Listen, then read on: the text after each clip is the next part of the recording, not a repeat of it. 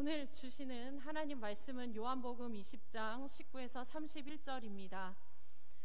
신약성경 183조 요한복음 20장 19에서 31절 말씀입니다. 다 같이 한 목소리로 봉독하겠습니다. 이날 곧 안식 후 첫날 저녁 때에 제자들이 유대인들을 두려워하여 모인 곳에 문들을 닫았더니 예수께서 오사 가운데 서서 이르시되 너희에게 평강이 있을지어다. 이 말씀을 하시고 손과 옆구리를 보이시니 제자들이 주를 보고 기뻐하더라. 예수께서 또 이르시되 너희에게 평강이 있을지어다. 아버지께서 나를 보내신 것 같이 나도 너희를 보내노라. 이 말씀을 하시고 그들을 향하사 숨을 내쉬며 이르시되 성령을 받으라. 너희가 누구의 죄든지 사하면 사여질 것이요 누구의 죄든지 그대로 두면 그대로 있으리라 하시니라. 12 제자 중에 하나로서 디두모라 불리는 도마는 예수께서 오셨을 때에 함께 있지 아니하리라 하시니라. 제자들이 그에게 이르되 우리가 주를 보았노라 하니 도마가 이르되 내가 그의 손에 못자국을 보며 내 손가락을 그 못자국에 넣으며 내 손을 그 옆구리에 넣어보지 않고는 믿지 아니하겠노라 하니라. 여드레를 지나서 제자들이 다시 집 안에 있을 때 도마도 함께 있고 문들이 닫혔는데 예수께서 오사 가운데에 서서 이르시되 너희에게 평강이 있을지어다 하시고 도마에게 이르시되 내 손가락을 이리 내밀어 내 손을 보고 내 손을 내밀어 내 옆구리에 넣어보라. 그리하면 믿는 자가 되지 말고 믿는 자가 되라. 도마가 대답하여 이르되 나의 주님이시요 나의 하나님이시니이다. 예수께서 이르시되 너는 나를 본고로 믿느냐? 보지 못하고 믿는 자들은 복되도다 하시니 예수께서 제자들 앞에서 이 책에 기록되지 아니한 다른 표적도 많이 행하셨으나 오직 이것을 기록함은 너희로 예수께서 하나님의 아들 그리스도이심을 믿게 하려 함이요 또 너희로 믿고 그 이름을 힘입어 생명을 얻게 하려 함이니라. 아멘.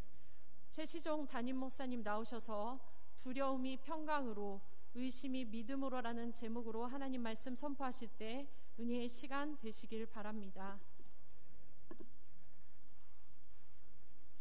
기도하겠습니다.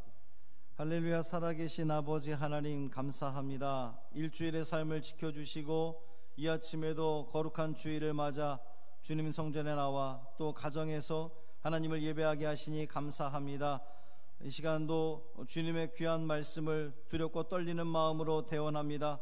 성령 하나님께서 붙들어 주옵시고 오직 하나님의 말씀만 선포되게 하여 주옵소서. 우리 주 예수 그리스도의 이름으로 간절히 축복하며 기도합니다. 아멘. 인사하겠습니다. 주님의 평화가 여러분과 함께. 옆에 분과 인사 나누겠습니다. 주님의 평화가 당신과 함께.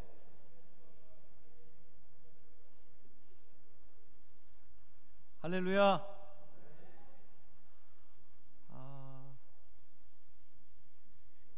두 달 만에 뵙는 얼굴도 있습니다. 너무나 반갑고 좋습니다. 한 주 동안 평안하셨습니까? 저는 이 물음을 여러분들께 물을 때마다 참 감사합니다. 우리가 지금 이 자리에서 하나님을 예배할 수 있다는 것, 그리고 저와 여러분이 마주보며 말씀 안에서 교제할 수 있다는 것 참 고맙고 감사합니다. 우리네 삶은 일주일에도 아니 하루에도 참 수많은 변화들을 겪으며 살아갑니다. 더군다나 지금 우리는 매우 특별한 상황 속에서 살아가고 있습니다. 어쩌면 지금껏 살아오면서 물론 전쟁을 겪으신 분들도 계시지만 저 입장에서는 지금껏 살아오면서 가장 어려운 시기를 살아가고 있지 않나, 가장 불편한 시기를 살아가고 있지 않나, 그런 생각이 듭니다. 외부의 어떤 강력한 힘에 의해서가 아니라 눈에 보이지도 않는 그 작은 바이러스 하나가 온 세계를 공포와 두려움에 빠져들게 했습니다. 일상이 무너진 삶을 살아가고 있고요. 당장 내 식구 중에서 확진자가 없어서 어쩌면 대단히 그렇게 피부로 느껴지지 않을지도 모르지만 우리는 매스컴을 통해서 다들 알고 있습니다. 이것이 얼마나 무섭고 위험한 것인지를 말이죠. 그 누구도 장담할 수 없는 삶을 살아가고 있습니다. 마스크 잘 쓰고 손 잘 씻는다고 100% 안전하다고 볼 수 없습니다. 건강하다고 젊다고 안전할 수 없습니다. 그런 매우 특별한 상황 속에서 우리 모두가 다 이제 세상에서는 사회적 거리두기 이렇게 표현합니다만 저는 그 표현보다는 물리적 거리두기라고 하는 표현이 더 맞지 않나 싶습니다. 단순히 공포스러워서 다들 그렇게 지내는 것은 아닐 거예요. 어쩌다 거리에 나가보면 정말 거리에 있는 대부분의 사람들이 마스크를 착용하고 다니고 있습니다. 유럽이나 미국 사람들은 안 그런다고 그러죠. 어제도 뉴스를 보니까 미국 사람들이 왜 우리 밖에 못 나가게 하느냐, 왜 이런 사회적 거리두기를 하느냐, 마음껏 마스크 안 쓰고 활보할 수 있는 자유가 있다 그래가지고 총을 들고 시위를 하더라고요. 또 그것을 그 미국의 대통령이라고 하는 사람이 그것은 그들의 자유다라고 또 이야기를 하는 모습을 바라보면서 저는 말문이 막혔습니다. 뉴욕시 한 시에서만 사망자가 2만 명 가까이 생겼거든요. 근데 어떻게 한 나라의 대통령이 저렇게 말할 수 있을까라고 생각이 들더라고요. 한동대 교수님이 이런 이야기를 했습니다. 코로나 이후의 변화 상황, 동양 사람들에 대한 인식이 대단히 많이 바뀔 것이다, 그리고 바뀌고 있다라는 이야기를 해요. 그래서 그것을 리오리엔트라고 하는 표현을 쓰더라고요. 이제 신동양주의 뭐 이렇게 볼 수가 있습니다. 그동안 서양 사람들은 동양 사람들을 상당히 무시해 왔죠. 그 예전에 이제 우리나라도 그렇고 뭐 이 아시아의 주변 많은 국가들이 그랬지만 서양 열강들이 식민지로 삼았었잖아요. 그러니까 이 아시아 사람들은 굉장히 뭐 무식한 사람들, 못 배운 사람들, 지혜롭지 못한 사람들 뭐 이런 식으로 굉장히 무시하며 우리가 마음껏 지배해도 되는 사람들로 그렇게 여겨져 왔던 시대였습니다. 그런데 이 코로나19를 대하는 모습을, 그것에 대처하는 이 동양 사람들의 모습을 바라보면서 서양 사람들이 동양 사람들을 보는 시각이 달라졌다는 거예요. 이전과 완전히 바뀌었다는 겁니다. 그러면서 이제 한동대 교수님이 이야기하신 것이 서양 사람들에게 동양 사람들에 비해서 부족한 것이 있는데 그것이 예의라고 하는 겁니다. 그렇죠. 우리 동양 사람들은 워낙 예의 범절 중요시 여기는데 서양 사람들은 그 예의가 부족하다는 거예요. 서양 사람들은 마스크를 잘 쓰지 않는다고 그러죠. 그래서 그게 더 스페인이든 미국이든 더 많은 확진자들 또 사망자들이 생기는 이유가 이태리에서도 그렇고 사람들이 마스크를 안 쓴다는 겁니다. 나에게 자유가 있는데 뭐 상대방이 어떻게 되든 별로 그렇게 크게 신경 쓰지 않는다는 거예요. 반면 우리 한국 사람들 얼마나 마스크 잘 착용합니까? 저는 그것이 내 건강에 걱정되기 돼서라기보다는 다른 사람을 배려하는 마음이 그만큼 커서 마스크 착용을 그렇게 열심히 한다고 저는 생각합니다. 우리가 할 수 있는, 지금 우리가 할 수 있는 최대한의 예의가 이 마스크 착용이죠. 그리고 물리적 거리두기를 하려고 애쓰는 겁니다. 근데 우리가 기억해야 될 것이 있는데 이제 사회적 거리두기라고 표현합니다만 이 물리적 거리두기를 해야 하지만 우리의 마음은 그렇지 않아야 된다는 거예요. 오히려 더 가까워져야 된다는 거죠. 우리가 물리적으로는 성전에 덜 모이고 또 이렇게 좀 떨어져 앉아 있고 그렇지만 마음적으로는 더 주님께 가까이 나아가고 마음적으로는 우리 더 위에서 기도해주고 사랑해주고 그래야 된다라고 하는 거예요. 이 특별한 상황에서 우리가 이렇게 모여서 혹은 또 온라인으로 서로의 안녕을 묻고 또 이렇게 공감할 수 있는 이 자리가 너무나 귀하고 감사한 거죠. 그래서 여러분들께 한 주 동안 평안하셨습니까? 라고 묻는 것이 전 참 고맙고 감사합니다.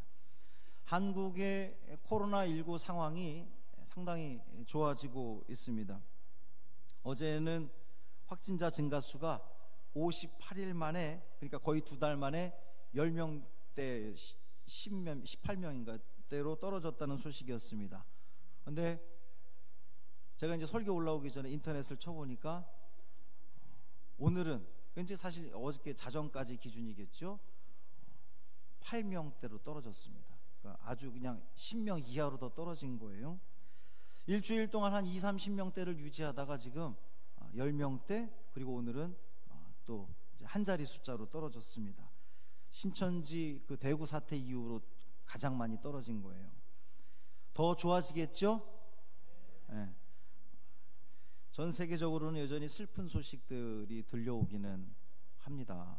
중국에서는 사망자 수를 50%나 줄여서 보고했다는 그러한 이야기도 있고, 미국이나 유럽은 여전히 많은 확진자들 또 사망자들이 늘어가고 있습니다. 싱가포르에서는 섣불리 개학을 했다가 아주 나라 전체가 지금 크게 어려움을 겪고 있기도 합니다. 우리나라 육군 훈련소에서도 3명의 확진자가 나왔다지요. 다 공교롭게도 신천지 교인들이랍니다. 이것이 긍정적인 신호가 있으면서도 계속해서 우리로 하여금 더 주의하라는 그러한 그 메시지들을 계속 주고 있는 거예요. 한 명이 퍼뜨리는 그 전파력이 아주 대단하기 때문에 우리는 더더욱 조심하고 주의해야 되는 겁니다. 코로나19가 우리의 삶에 그 많은 변화들을 가져왔습니다. 인터넷에 코로나 이후 변화 이렇게 치면 굉장히 많은 기사들이 올라올 정도예요. 저는 그 중에서 가장 저의 눈을 사로잡은 그 이야기는 대기가 바뀌었다는 겁니다. 대기질이, 공기가 바뀌었어요. 여러분 느끼십니까? 저는 언제부턴가 밖에를 외출할 때에 이 미세먼지 그거를 확인을 하고 나가는데, 최근에 한 2-3일 전에 나빠진 적이 하루 있긴 했습니다만 거의 좋은 보통을 유지를 하더라고요. 대기질 자체가 바뀌었대요. 그리고 심지어 브라질 어느 해변가에서 보셨습니까? 뉴스에서 보셨어요? 멸종 위기에 있던 거북이들이 해변에 사람들이 나오지 않으니까 다 해변에 거북이들이 나와서 부화를 시켜가지고 그 거북이, 새끼 거북이들이 해변 그 바다로 이동하는 모습을 보면서 얼마나 크게 감동을 받았는지 몰라요. 여러분은 그러한 기사를 보면서 어떤 생각이 드십니까? 저는 인간들이 그동안 잘못을 해도 너무 많은 잘못을 하고 살았구나라고 하는 생각이 들었습니다. 공장이 멈추니까 공기가 좋아졌어요. 관광지에 사람이 가지 않으니까 생태계가 살아납니다. 참 아이러니한 것 같으면서도 어떻게 보면 당연한 결과라고 볼 수가 있죠. 새벽마다 올려지는 설교를 준비하기 위해서 저 역시도 이전보다 더 많은 시간을 들여서 설교 준비를 합니다. 이게 또 인터넷에 남는다는 생각을 하고 그러니까 더 많은 준비를 하게 되더라고요. 모든 것들이 다 그렇게 변해가고 있습니다. 상대방을 배려하는 모습들이 자연스러워졌습니다. 외출을 할 때에 마스크를 착용하는 것은 다 기본이 되었고요. 그것이 나를 위함이 아니라 당신을 위한, 상대방을 배려하기 위한 그 모든 행동들이죠. 특별히 이 코로나19 문제로 인해서 한국 교회에 주는 메시지가 굉장히 컸습니다. 교회들마다 과연 이 사회 속에서 교회가 어떠한 역할을 감당해야 되는가, 그것에 대한 굉장한 많은 논의들이 또 논쟁들이 있어 왔는데요. 중요한 것은 교회가 이 사회 속에서 선두적인 역할을 해야 된다, 모범이 되는 역할을 해야 된다, 정말 소금이 되고 빛이 되는 역할을 감당해야 된다라고 하는 분명한 사실을 깨닫게 되었다라고 하는 겁니다. 하나님의 피조 세계를 무참히 훼손하고 우리의 탐욕을 만족시키기 위해서 하나님의 창조 질서를 파괴했던 인류가 저지른 그 모든 죄의 공범이 바로 우리 교회였다. 그래서 우린 교회는 고백하고 통회 자복해야 된다라고 하는 어느 신학자의 그 외침이 저는 100% 공감합니다. 이 모든 것들이 종식이 되면 지금의 이러한 고민들, 이런 회개하는 마음들, 혹시 뒷전이면 어쩌나라고 하는 걱정도 됩니다. 다시 파괴하고 훼손시키고 망가뜨리는 일에 또 인류가 앞장서면 어쩌나라고 걱정이 됩니다. 지금은 서로 그렇게 배려하고 위해주고 그러는데 이 사태가 종식되고 나면 다시금 그런 이기주의적인 그런 생각들이 올라오면 어쩌나라는 걱정이 들기도 합니다. 중심을 다스리기보다 양적인 물적인 성장에만 골몰하는 교회가 되지는 않을까 조금 우려가 되기도 합니다. 그러나 그렇게 되지 않기를 간절히 소망합니다. 저와 여러분이 그 모든 역할들을 감당해야 되겠지요.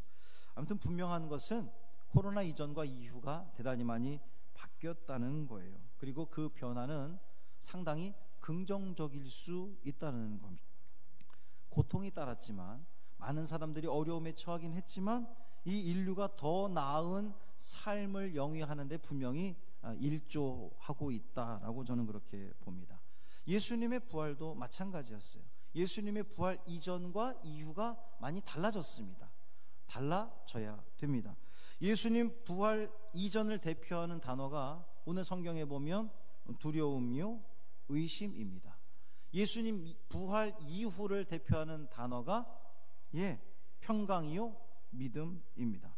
오늘 말씀의 제목이기도 합니다. 두려움이 평강으로, 의심이 믿음으로. 오늘 말씀의 키워드가 4개입니다. 두려움, 평강, 의심, 믿음입니다. 먼저 두려움에 대해서 한번 볼까요? 성경은 두려움을 2가지 종류로 이야기하고 있습니다. 하나는 하나님의 권능과 심판에 대한 두려움입니다. 또 하나는 세상 권력과 폭력에 대한 두려움입니다. 하나님에 대한 두려움을 우리 뭐라고 표현합니까? 경외하는 마음으로 이렇게 바꾸어 말합니다. 세상 그 폭력에 대한 두려움을 뭐라고 얘기하죠? 우린 공포다라고 이야기를 합니다. 신약 성경에서 예수님은 우리에게 분명히 말씀하시기를 우리가 두려워하는 이유가 믿음이 없기 때문이라고 그랬습니다. 너희가 믿음이 없기 때문에 두려워하는 거다 그랬어요. 인간에게 두려움은 왜 생기는 걸까요? 사람은 언제 두려워합니까?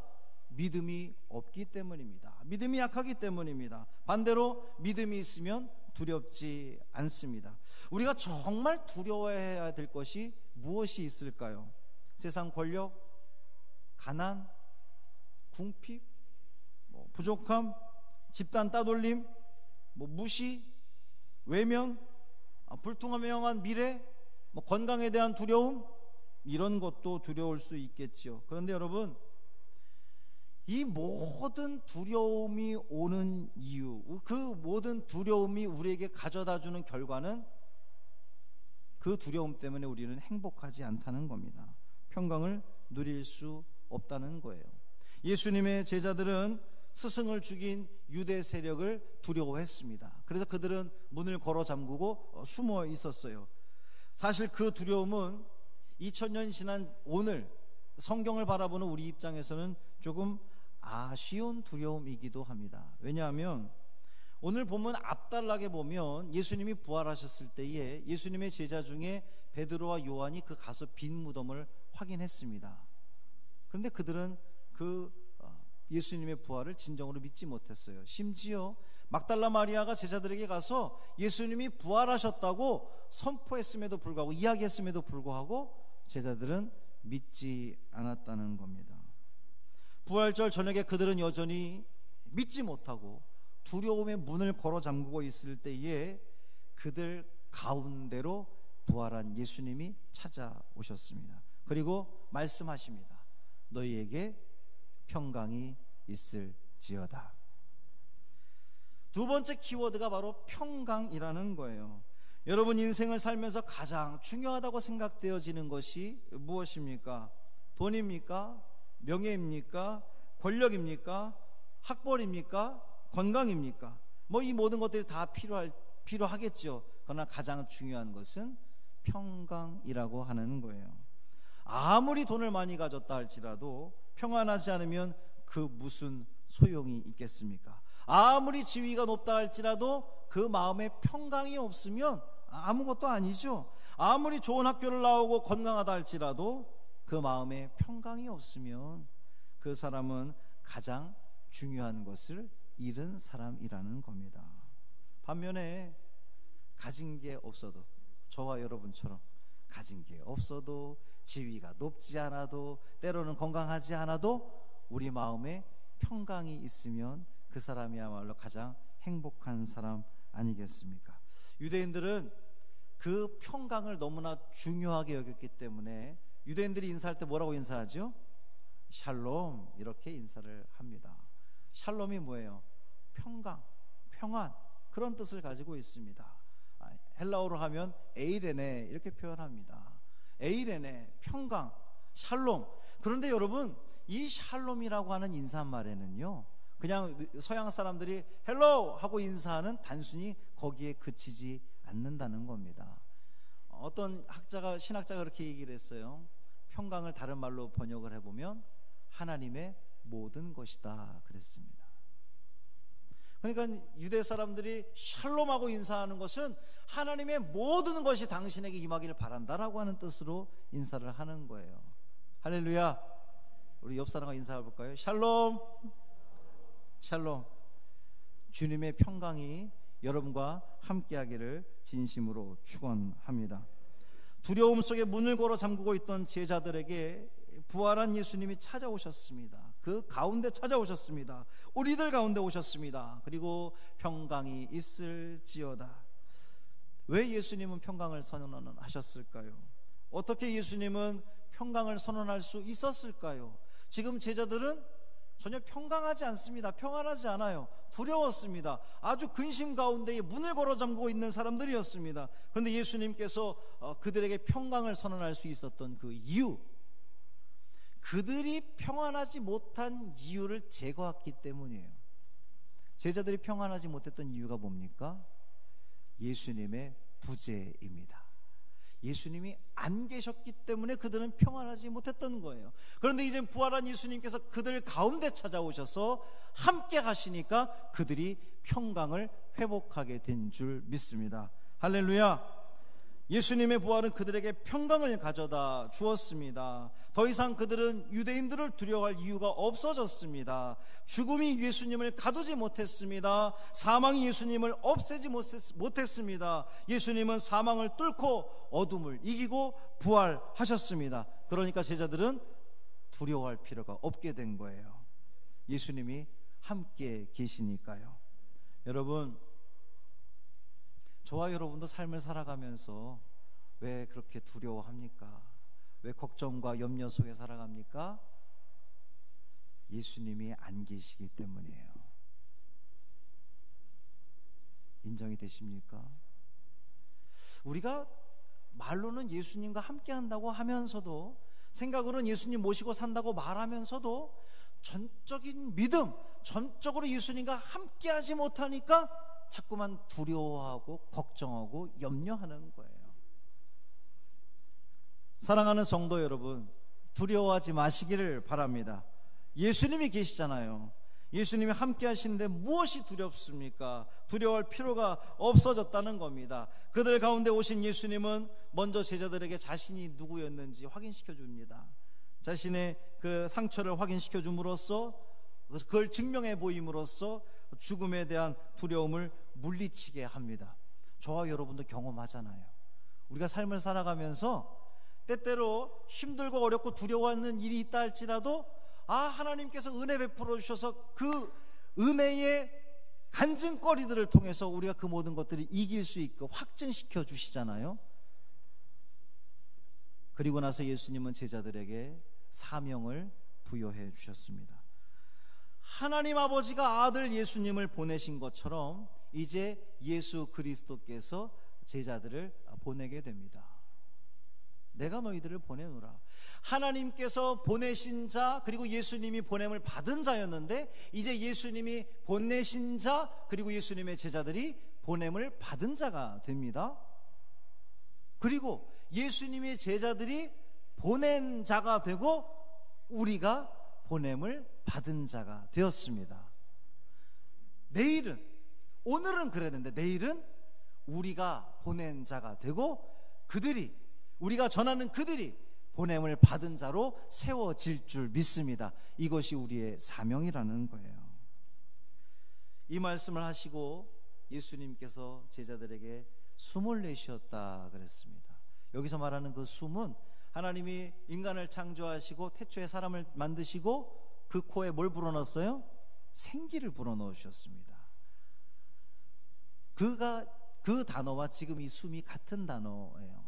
에스겔 말씀 보면 메마른 그 뼈들에게 생기가 불어넣어지는데 그 생기가 바로 오늘 본문에 나오는 그 숨과 같은 단어를 쓰고 있습니다. 그러니까 예수님이 숨을 내쉬셨다라고 하는 것은 제자들에게 생기를 불어넣어 주었다는 거예요. 산 것 같지만 산 것 같지 않은, 살아있으나 죽은 것 같은, 그렇게 두려워하고 고민하고 떨고 걱정스레 살고 있는, 왜 우리 그런 얘기 쉽게 하잖아요. 아유, 내가 살아도 사는 게 아니야, 이런 얘기 하지 않습니까? 그 생기를 잃어버린 사람들에게 예수님이 생기를 불어넣어 주시는 거예요. 그러면서 말씀하시기를 성령을 받으라. 할렐루야. 성령을 받으시길 바랍니다. 성령께서 우리에게 생명을 불어넣어 주실 줄 믿습니다. 그러면서 제자들에게 권능을 부어주시잖아요. 너희가 누구의 죄든지 사하면 사해질 것이요, 너희가 그들을 그대로 두면 그대로 있으리라. 여러분, 이것은요 정말 너무나 놀라운 사명입니다. 너무 놀라운 은혜입니다. 죄사함의 권세는 오직 하나님께만 있는데 그 권세를 제자들에게 부어주고 있는 그러한 모습이에요. 그런데 여러분, 이렇게 두려움을 넘어서 평강을 누리게 되었는데 그 모든 제자들이 다 그렇지 않다라는 거예요. 우리가 하나님의 은혜를 받아서 믿음 가운데 살아간다고 우리가 그렇게 살아가지만 매일의 우리의 삶이 그렇지 않다는 겁니다. 도마라고 하는 사람은 예수님을 직접 보지 못해서 너무나 속상한 마음에 내가 예수님의 그 못자국을 만져보지 않고는, 직접적으로 만져보지 않고는, 내 눈으로 확인하지 않고는 나는 믿을 수 없다라고 그렇게 이야기를 합니다. 세 번째 키워드가 바로 의심이라는 거예요. 예수님께서 다시금 도마가 있을 때 나타나셔서 도마에게 이야기하십니다. 평강이 있을지어다. 그리고 자, 이제 만져봐. 네 눈으로 확인해봐. 믿음 없는 사람 되지 말고 믿는 자가 되라. 여러분, 도마가 예수님의 그 못자국을 손으로 만져봤습니까? 제가 이 오늘 본문을 가지고 벌써 여러분들께 4번째 설교를 하고 있더라고요. 도마는 만져보지 않았어요. 성경에 그런 기록이 없습니다. 부활한 예수님을 너무나 만나고 싶었던 도마였기에 예수님이 나 이제 왔어, 네 손으로 직접 만져봐 라고 했을 때의 도마는 아닙니다. 주님, 충분합니다. 부활의 주님 내가 만난 것으로 충분합니다. 나의 주, 나의 하나님이십니다. 여러분, 성경에서 예수님을 일컬어서 하나님이라고 고백한 사람은 도마가 유일합니다. 우리는 베드로의 신앙 고백이 가장 위대한 고백이라고 그렇게 생각해 오고 있지만 도마가 예수님을 일컬어서 나의 하나님이라고 그렇게 고백을 하게 되었습니다. 두려움을 넘어 평강을 누린다고 하면서도 끊임없이 의심의 늪에 살던 사람이 그 부활한 예수님 만나니까 그에게 믿음이 생겼다는 거예요. 4번째 키워드가 바로 믿음이라는 겁니다. 예수님의 제자들은 부활을 눈으로 보았습니다. 여러분은 예수님의 부활을 무엇으로 확신하십니까? 말씀을 통해서 확신합니다. 그리고 우리의 믿음을 가지고 우리는 부활을 믿습니다. 말씀 가운데 살지 않으면 자꾸만 의심이 들어오게 됩니다. 우리의 믿음이 연약해지면 의심이 들어오는 거예요. 의심이 들어오면 무엇이 생깁니까? 두려움이 생깁니다. 두려움이 생기면 무엇을 잃어버립니까? 평강을 잃어버리게 된다는 거예요. 이전에는 예수님이 행한 일들을 통해서 세상에 하나님을 보았습니다. 예수님의 또 제자 시대에는 예수님의 제자들이 선포한 말씀, 그들이 삶의 모습을 통하여서 하나님을 보았습니다. 오늘은요, 지금은요, 바로 저와 여러분의 그 삶의 모습, 믿음의 모습을 통하여서 세상이 하나님을 보게 될 줄 믿습니다. 이 모든 이야기들을 기록한 목적이 뭐라고 그래요? 예수가 하나님의 아들 그리스도이심을 믿게 하려고, 너희로 믿고 생명을 얻게 하려고 기록했다라고 사도 요한은 이야기하고 있습니다. 사랑하는 성도 여러분, 부활의 주님 만남으로 두려움을 넘어서 평강의 자리로 옮겨지시기를 주님의 이름으로 축원합니다. 두려워할 것이 없어요. 주님이 우리와 함께 하시니까 우리는 더 이상 두려워할 이유가 없습니다. 말씀 안에서 굳게 서시기를 바랍니다. 성령의 충만한 가운데 살아가시기를 주님의 이름으로 축원합니다. 성령께서 우리를 붙들어 주셔야 우리가 믿음이 생기고요, 의심 생기지 않고요, 그 강력한 믿음을 가지고 그 모든 두려움을 이기고 참 평강을 누리는 저와 여러분의 삶이 되기를 주님의 이름으로 축원합니다. 한 주간의 삶을 또 우리가 살아갈 텐데, 어쩌면 우리는 또 교회 밖을 나서서 우리 세상 살아가면서 많은 것들로 인해서 또 두려워하고 걱정할런지 몰라요. 그러나 여러분, 이거 하나 분명히 기억하십시오.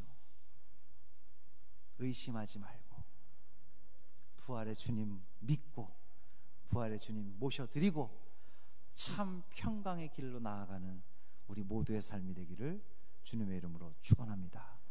살아계신 아버지 하나님, 고맙습니다.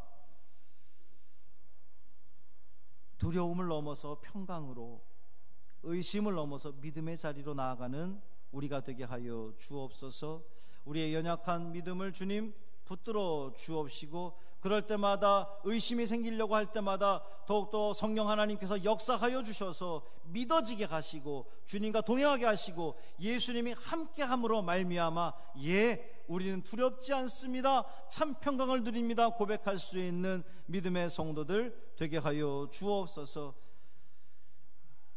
많은 것들이 지금 잦아들고 있지만 전 세계적으로 보면 아직도 많은 곳에서, 특히 아프리카 지역에서 많은 사망자들이 생겨나고 있고 이것이 확진되어지고 있다고 합니다. 주님 막아 주옵소서. 주님 막아 주옵소서. 이 모든 것들이 종식되게 하여 주옵시고 다시금 모든 일상들을 회복하며 하나님께서 우리에게 분부하신 그 모든 그 은혜들을, 또 말씀들을, 명령들을 엄숙히 준행할 수 있는 우리 믿음의 성도들 되게 하여 주옵소서. 한 주간의 삶을 살아가는 우리 사랑하는 성도들의 삶의 자리 가운데 함께하여 주옵시고 주님께서 함께하여 주옵시고 그 중심에, 그 가운데 찾아와 주셔서 주님과 동행함으로 말미암아 참 은혜를 누리며 참 평강을 누리는 귀한 우리 성도들의 삶 되게 하여 주옵소서.